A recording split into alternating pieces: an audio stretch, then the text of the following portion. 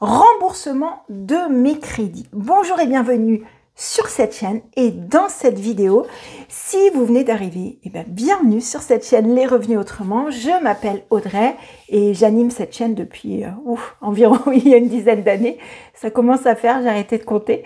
Et du coup, on parle d'argent, de mindset, on parle d'immobilier aussi, on parle de colocation. On parle de plein de choses qui a trait à l'argent, au développement personnel aussi, parce que ça en fait partie, à des bouquins, et on parle d'indépendance financière et de liberté financière. Alors, ça fait du bien parce que c'est frais, parce qu'il n'y a pas de tabou, parce que je dis plein de choses, il se passe plein de choses, donc c'est pour ça que je vous en informe. Alors, si vous ne me connaissez pas, ça y est, ça ne saurait tarder. Je vis de mes biens immobiliers depuis pratiquement une dizaine d'années maintenant. Alors, est-ce que je ne fais rien? Non, pas du tout. Puisque lorsqu'on a du temps, du coup, on fait d'autres projets, etc., etc. Donc, notamment de l'entrepreneuriat.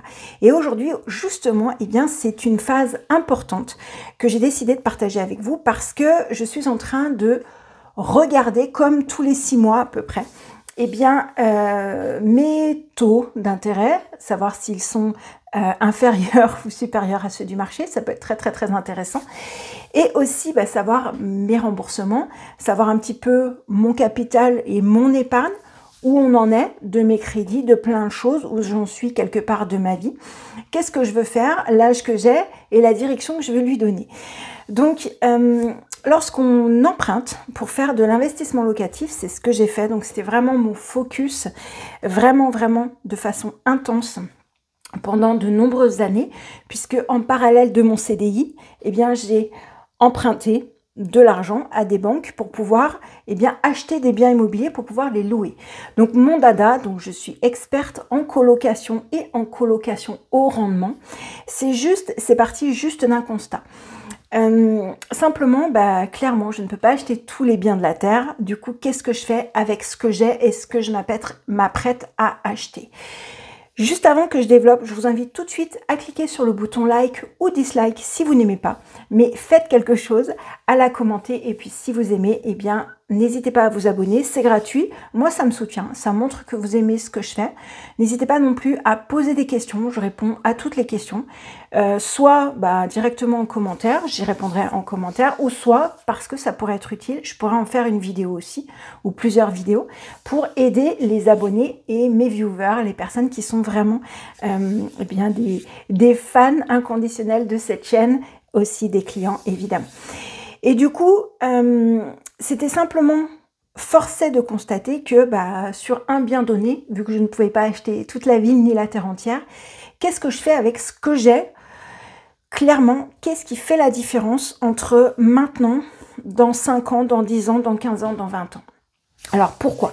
Donc, si vous me connaissez, vous savez que lorsque j'étais en CDI, j'avais un salaire assez peu important, j'avais environ 1500 €. Bon, on était payé sur 14 mois, mais bon, les 2 autres mois servaient à payer les impôts. Bref, je ne vais pas rentrer là-dedans. Mais toutefois, j'avais à peu près 1500 € de revenus. Du coup, concrètement, qu'est-ce qu'on fait avec 1500 € de revenus? Alors évidemment que 1500 € de revenus au fin fond de la Creuse n'auront pas le même pouvoir d'achat que à Paris évidemment, ou à Paris ça va être très très très compliqué de se loger, etc. Il faut forcément trouver des systèmes D.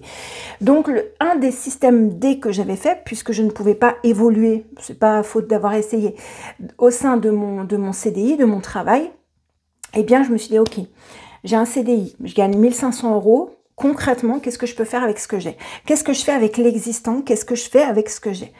Donc voilà, j'ai acheté plusieurs biens pour pouvoir les louer et ensuite j'ai compris vite fait, très rapidement, l'intérêt de ce qu'on appelle la multilocation. Donc ça veut dire plusieurs personnes au sein d'un même logement, ou alors de louer peut-être plus à la nuit, de façon à avoir mensuellement un chiffre d'affaires un peu plus important que simplement de louer en meublé à l'année ou au mois, ou de louer en nu à l'année ou au mois également. Donc c'est juste, après faut-il que les biens s'y prêtent, évidemment, mais pour le coup, c'est plutôt assez intéressant. Donc, j'ai acheté plutôt des appartements assez grands, d'environ voilà 70-80 mètres carrés. Après, ça devient un petit peu trop grand, mais ça dépend toujours pareil de où on habite, de où on achète surtout, si on peut les gérer ou pas, ou si on les fait gérer, des surfaces des biens, etc. Et puis du type de colocation qu'on veut faire. Un 90 mètres carrés, ça peut être ok si c'est bien agencé et s'il peut y avoir un plan B, s'il peut se revendre, s'il peut se redécouper, entre guillemets, si on peut en faire plusieurs studios, plusieurs T1 ou pas. Toujours pareil, ça dépend vraiment du bien et de vos envies, de votre âge, de vos objectifs, etc. Et du coup, c'est assez intéressant puisque, en l'occurrence, j'avais un appartement qui faisait pratiquement 50 mètres carrés, 47, voilà. Et donc, il se découpait de façon à accueillir 2 personnes distinctes, donc qui pouvaient avoir leurs espaces privés distincts. Et donc, c'est une de mes locataires qui, effectivement, m'avait demandé l'autorisation à savoir tout simplement si elle pouvait habiter dans cet appartement-là avec sa cousine, qui faisait ses études aussi. Et donc, je me suis dit, bah oui. Voilà, tout simplement, je ne connaissais rien en colocation à la base et j'ai dit, bah écoutez, pas de souci. À partir du moment où, ce serait bête que je vous fasse payer l'entièreté du loyer s'il y a votre cousine, je vais diviser la poire en 2, mais par contre, j'ai augmenté de 100 €. C'est-à-dire que ma mensualité de crédit ne bougeait pas, mais ce qui rentrait était clairement divisé en 2, mais ajouté 100 €. Pour être plus concrète, donc, elle me payait, simplement, je ne me rappelle plus exactement les chiffres, mais c'est vraiment pour que vous puissiez comprendre. Donc, elle payait environ 400 €, d'accord, de loyer, c'était à l'époque. Et du coup, je me suis dit, ok, on va faire 500, mais divisé par 2, ça leur faisait 2 fois 250. Ok. Et ça, c'était intéressant, puisque techniquement, elles étaient 2, donc elles usaient, entre guillemets, bien sûr, un peu plus le mobilier, un peu plus les choses comme ça. Et c'était très intéressant et c'est comme ça que j'ai découvert la colocation, ou le fait de louer en multilocation, donc à plusieurs personnes, ou de façon différente, et bien d'obtenir des loyers plus importants au final. Certes, ils sont découpés, 250 plus 250, mais toutefois, les 250 plus 250 plus 250, etc., ça fait des gros montants. C'est vraiment un exemple que je vous ai donné. Et donc, entre mes objectifs de départ qui étaient d'avoir déjà l'équivalent de mon revenu en cash flow, c'est-à-dire en marge, une fois que j'avais tout payé après les crédits, après la taxe foncière, après les impôts, après tout ce qu'il y avait à payer, eh bien, c'était vraiment mon objectif, c'était au moins d'avoir 1 500 €. Du coup, en cash flow, donc en marge, c'est vraiment important, pas en chiffre d'affaires, vraiment en bénéfice. Et de ce fait, après, évidemment que j'ai déconstruit les projets pour pouvoir faire en sorte d'obtenir encore de plus en plus ces 1 500 € là, puisque c'était mon objectif de base. Donc, je ne pouvais pas y arriver en une fois, en un bien, je ne savais pas encore comment faire à l'époque. Maintenant, évidemment, que je saurais bien sûr comment faire. Je me suis formée, j'ai pris plein de formations, j'ai rencontré des gens, des avocats, etc. Donc, ils m'ont expliqué comment faire fiscalement et comment aussi faire tourner cette entreprise pour le coup. Initialement, ça n'était pas une entreprise, c'était juste un souhait, un objectif. Et après, je me suis formée et après, j'ai appris. Donc, j'ai payé pour apprendre en fait. Et c'est ce qui m'a permis de faire beaucoup d'économies. Et ça, c'est très important à la base. Donc, c'est pour ça que je voulais vraiment faire une base en fait sur cette vidéo pour vous montrer concrètement comment on fait. Alors, volontairement, je ne vais pas couper, je vais simplement boire une verveine tout simplement. Parce qu'elle est sur ma petite plateforme chauffante, donc qui garde ma verveine au chaud. Bref, c'est très important pour moi, en fait, au fur et à mesure où on a des projets, où les biens se remboursent aussi, parce que vous le savez que plus vous empruntez, plus la durée peut être longue, et vous devez, dans un sens, avoir une durée très longue lorsque vous faites de l'immobilier locatif, lorsque vous empruntez auprès d'une banque, par exemple. Toutefois, un crédit, ça va durer à peu près 20 ans, 15 ans, 20 ans, 25 ans, peu importe. Je vais prendre sur 20 ans. Et donc, dans ces crédits-là, notamment par rapport à la période du Covid, eh bien moi, j'ai suspendu des mensualités, puisque selon mon certificat de prêt, c'était possible. Et je les ai aussi baissées de, pour le coup, 30%. Donc, j'avais cette possibilité-là, je l'ai toujours d'ailleurs, d'augmenter de 30% mes mensualités ou de les descendre de 30% également. Alors pourquoi? Donc de fait, le crédit, si je les descends de 30% évidemment, d'un tiers quasi, eh bien mon crédit, forcément, les annuités, la durée va forcément s'allonger, évidemment. Toutefois, ce n'était pas ce qui était important. Ce qui m'intéressait, c'était d'avoir la marge la plus importante lorsqu'il y avait moins de locataires ou que c'était un petit peu plus compliqué, pour ne pas me mettre mon capital, mon épargne en danger. Et donc, j'avais cette possibilité-là. Et parfois, c'est intéressant, effectivement, de le faire ou d'augmenter aussi, possiblement, ces mensualités lorsque c'est possible. Et tous les 6 mois environ, je fais le point sur mon capital, pour chacun des biens que j'ai et des crédits surtout que j'ai, parce que j'ai des crédits qui... Enfin, j'ai des crédits...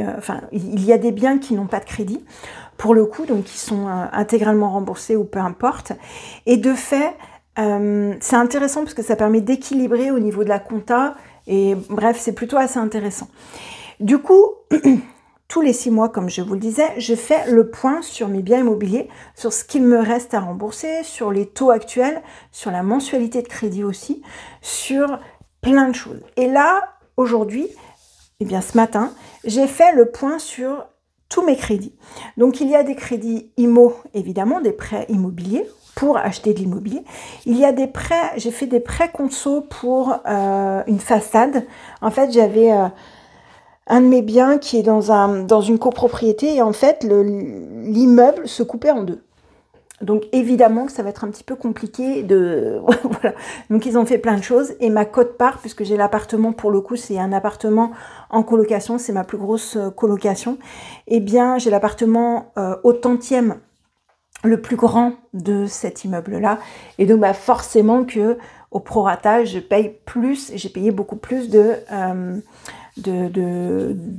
quote-part, entre guillemets, pour cette façade-là. Donc, j'ai fait un prêt conso. Même si j'avais l'argent de côté, j'ai préféré faire un prêt conso. Pourquoi? Eh bien, parce que les intérêts, toujours pareil, peuvent se déduire de ma compta, évidemment. Et parce que je préférais emprunter à la banque et que ça vienne dans ma compta, quitte à grignoter un petit peu mon cash flow, mais surtout garder mon épargne et l'argent que j'avais mis de côté jusqu'à un certain montant. Ensuite, toujours pareil, j'ai beaucoup de prêts IMO et j'ai des prêts IMO pour des travaux, puisque j'ai regroupé en fait des travaux. C'est-à-dire que c'était la même société dans une copropriété dans laquelle j'ai plusieurs biens. Eh bien, lorsque les deux biens se sont retrouvés coup sur coup quasiment inoccupés, ça devait être pour la période de mai-juin, peu importe. Et du coup, je me suis dit, ok, je vais peut-être pas forcément les relouer de suite. Je vais faire les travaux nécessaires pour pouvoir les louer, pouvoir déjà les entretenir correctement, parce qu'il y a eu quand même de l'usure, il y a eu des choses, voilà, j'ai fait faire des fenêtres, des choses comme ça, donc qui nécessitent aussi des travaux importants et un budget aussi important. Mais aussi, donc j'ai utilisé aussi mon PEL pour ça. Donc je l'ai cassé, mais pour le coup, c'est pas forcément problématique puisque ça valorise aussi mes biens. Donc après, ils ont une valeur sur le marché plus importante, évidemment, si les fenêtres sont refaites. Et ça m'a permis, voilà, de remoderniser, de rééclaircir le parquet, enfin bref, de faire quelque chose d'attrayant et donc de possiblement pouvoir louer aussi plus cher. Et donc, c'est la même entreprise qui faisait les biens dans le même immeuble, voilà, qui sont à des étages différents. Et donc, elle a pu mutualiser les travaux. C'est-à-dire que clairement, les deux n'ont pas la même surface, mais toutefois, ils sont assez intéressants puisque ça nous a permis d'avoir les mêmes matériaux. Donc, qu'on soit au niveau de la peinture, qu'on soit au niveau des carrelages, qu'on soit à tout niveau. Et donc, forcément que le devis pour la même adresse était de faire un petit peu moins important que si j'avais dû les faire venir 2 fois. Voilà. Et donc les autorisations pour se garer dans la rue, les choses comme ça, n'étaient à demander qu'une seule fois pour le coup. Et puis voilà. Donc c'était très intéressant par rapport à ça. Et de ce fait, c'est aussi la raison pour laquelle j'avais préféré, même si j'avais l'argent de côté, faire des crédits. Pour le coup, je ne sais pas si vous vous rappelez, il y a quelques temps, je pourrais d'ailleurs vous mettre le lien juste en dessous dans cette vidéo, c'est très intéressant, c'est la méthode de Robert Kiyosaki pour rembourser très rapidement ses crédits.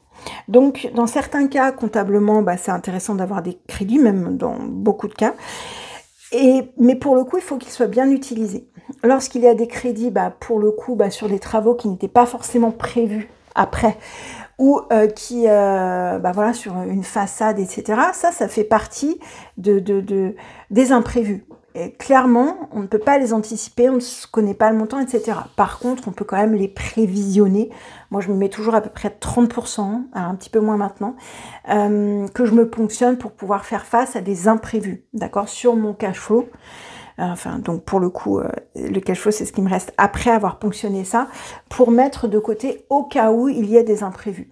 Des imprévus de type un dégât des eaux, comme j'ai pu avoir. Du coup, ce qui m'a empêché de louer pendant plusieurs mois. C'était très compliqué avec l'artisan. Plein de choses. Il y a toujours, en matière de travaux, il y a toujours des trucs à faire, à prévoir, etc. Et là, ça n'est pas fini avec les normes européennes. Bref. Et donc, par rapport à l'article dont je vous parlais, eh bien, je vais parler de l'article de Robert Kiyosaki sur comment rembourser rapidement ses biens immobiliers. En l'occurrence, je vais juste couper le son parce que je reçois des notifications. C'est assez intéressant parce qu'on va commencer par rembourser les mensualités du prêt qui a le plus fort taux d'intérêt. Alors, peu importe la mensualité, d'ailleurs, pour le coup, peu importe combien c'est, on va se concentrer, on va mettre le plus possible notre capacité de remboursement sur ce prêt qui a le plus fort taux d'intérêt. En l'occurrence, moi, alors, je vous expliquerai comment après, quasiment, sur la totalité de mes prêts, j'ai vraiment des tout petits crédits. Pour le coup, maintenant, au moment où je fais cette vidéo, ça va vous paraître tout petit, mais il y a quelques années en arrière, c'était la norme, on est d'accord, et je les avais renégociés. Et donc, lorsque j'ai commencé, on était à 6 ou 7% de mémoire, peu importe, après je les ai renégociés, en attendant, je continuais à m'enrichir, puisque les locataires me payaient mes mensualités de crédit, en fait. Et du coup, et j'avais des mensualités de crédit, donc qui me permettaient de rembourser la banque, et en plus, j'avais du cash flow. Après, lorsque j'ai renégocié mes mensualités de crédit, évidemment, et mes taux, clairement, j'ai encore plus de cash flow, c'est QFD. Mais aujourd'hui, je ne pourrais pas obtenir, déjà parce que je suis plus vieille et que je n'ai plus de CDI, ce que j'ai obtenu avant. Donc, mais par contre, je peux obtenir d'autres choses. Même si aujourd'hui, j'ai un taux à 5%, peu importe, c'est pas grave. Si on m'accepte ce taux-là pour un projet qui a du sens, du cash flow, etc., c'est OK. Je le renégocierai dans 5 ans si les taux ont baissé. Et si par contre, ils sont plus importants, je serai contente d'avoir mon 5%. On est d'accord.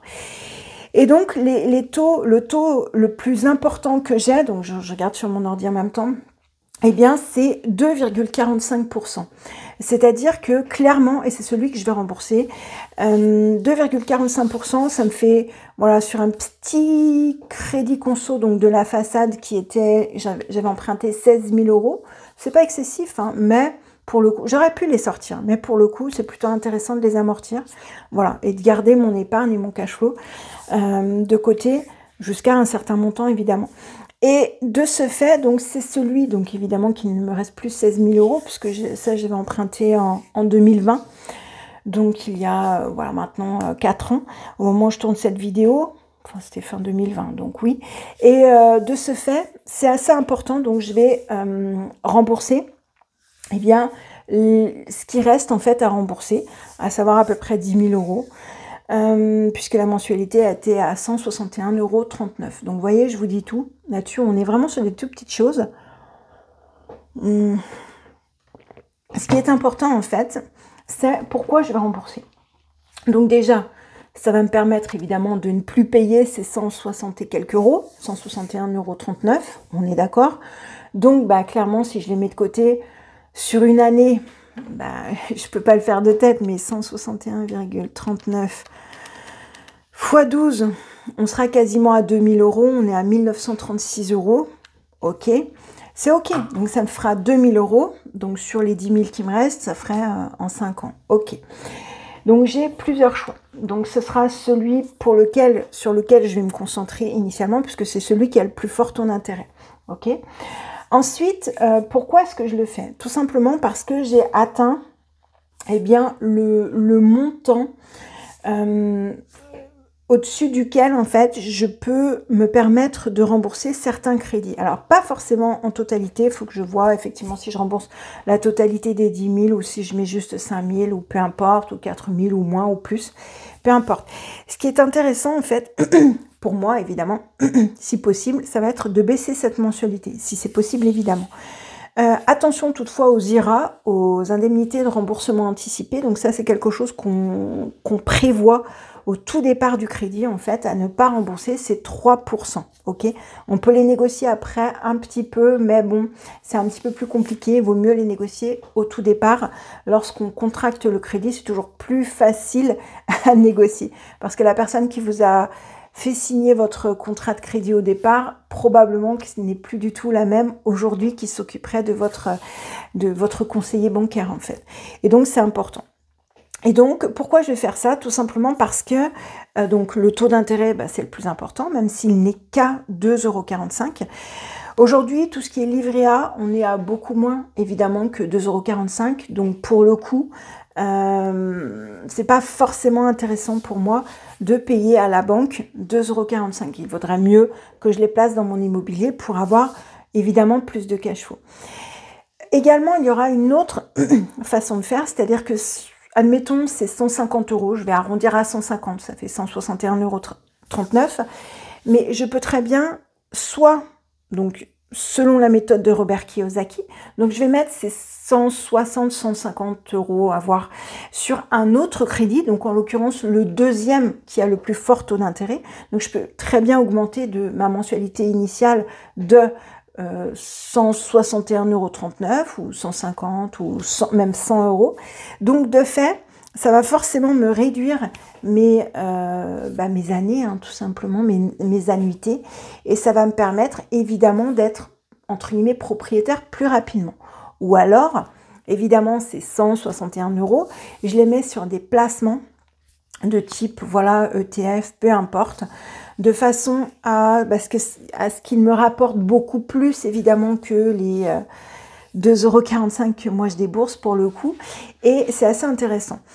En fait, j'arrive à un moment où je me pose la question de, clairement, qui est-ce que j'enrichis? Est-ce que j'enrichis la banque ou est-ce qu'il est préférable à mon âge de m'enrichir moi? En ce moment, je fais beaucoup de recherches sur le mouvement FIRE.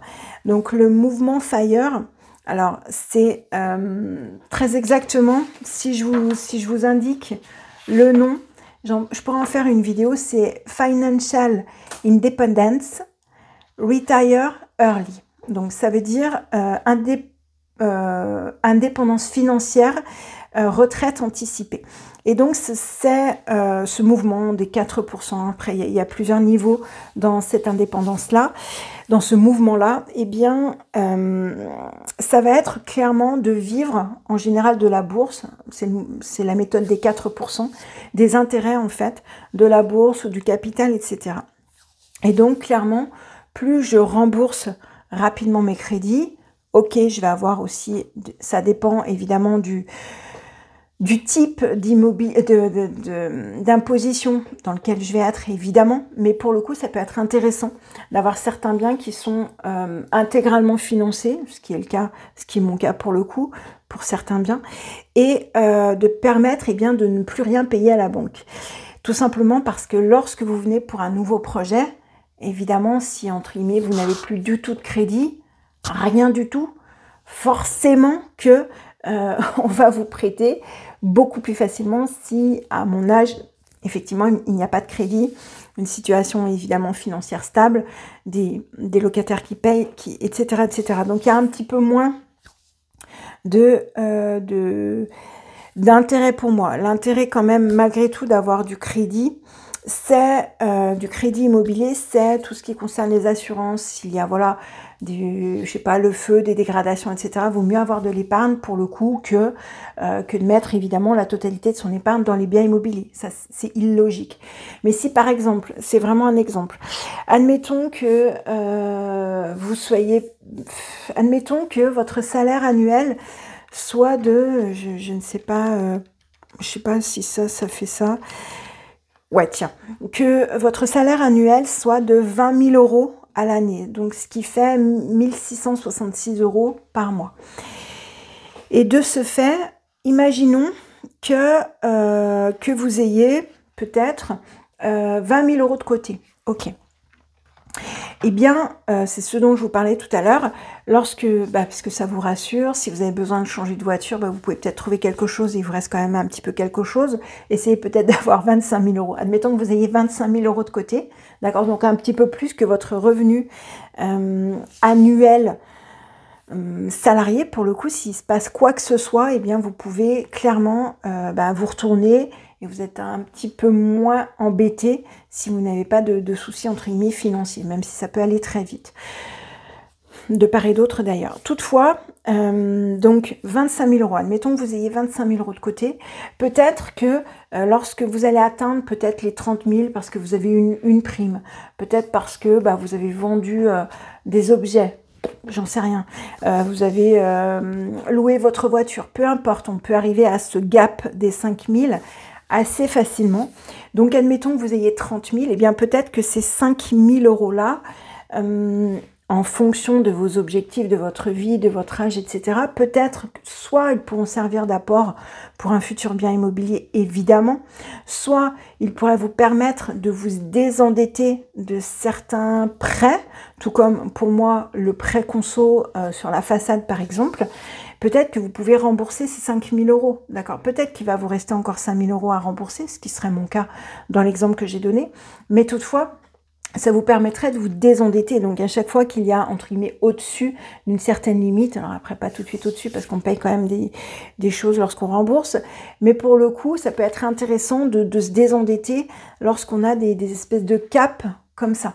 Pas toujours évident, clairement, parce que plus on grandit, plus on vieillit peut-être et plus peut-être qu'on apprécie son confort. Moi, clairement, j'apprécie bien mon confort. J'apprécie d'avoir une bonne chaise de bureau, d'avoir un beau bureau, d'avoir un ordi qui va bien, d'avoir un bon téléphone. Ok, peut-être qu'avant, je me serais contentée de quelque chose de peut-être un petit peu plus simple ou un petit peu moins cher ou des choses, voilà. Même si il y a plein de choses qui changent, ça peut être intéressant vraiment de vous fixer cette limite-là. Clairement, obtenir plus 5 000 euros en une année, c'est pas forcément déconnant. Donc 5 000 euros, si je fais diviser par 12, ça fait 416 euros, ça peut faire un petit peu beaucoup, mais pour le coup, si, je sais pas, si vous louez une chambre de l'un de vos enfants en Airbnb, par exemple, si vous prêtez votre voiture, si vous la louez, etc., etc., ça peut être ok, ou peut-être faire des heures sup, ou peut-être avoir un autre job, etc. Donc, on n'a rien sans rien, mais ça peut être intéressant, pour le coup, de se désendetter, à certains niveaux, à certains moments aussi.